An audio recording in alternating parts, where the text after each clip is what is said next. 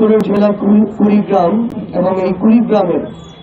সীমান্তে ঝুলে থাকা আমাদের বোন ফেলানীর লাশ, এটা হচ্ছে একটা প্রতীকী চিত্র। যেমন ভাবে ভারতের কাছে বিগত 53 বছর ধরে আমাদের সার্বভৌমত্ব ঝুলেছিল, আমরা আমাদের জায়গা থেকে একটি জিনিস মনে করি যে যদি কোনো রাষ্ট্রের সাথে কোনো রাষ্ট্রের সমতার, ন্যায্যতার এবং আত্মসম্মানের সম্পর্ক থাকে, তবে এক রাষ্ট্র কখনো আরেক রাষ্ট্রের একজন নাগরিককে এভাবে সীমান্তে ঝুলিয়ে হত্যা করতে পারে না। আমাদের পার্শ্ববর্তী রাষ্ট্র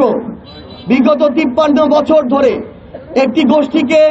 ক্ষমতার চেয়ারে বসিয়ে যেভাবে এই বাংলাদেশ নামক রাষ্ট্রটির সার্বভৌমত্বকে কুক্ষিগত করে রেখেছিল, বাংলাদেশের ছাত্র জনতা ঐক্যবদ্ধভাবে 2024 সালে তার মোক্ষম জবাব দিয়েছে। বাংলাদেশের পক্ষ থেকে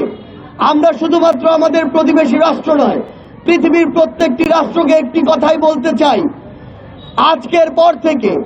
আমার বাংলাদেশের কোন নাগরিকের দিকে যদি কেউ এমন শকুনের দৃষ্টিতে তাকানোর চেষ্টা করে, তবে সেই দৃষ্টি উপড়ে ফেলার জন্য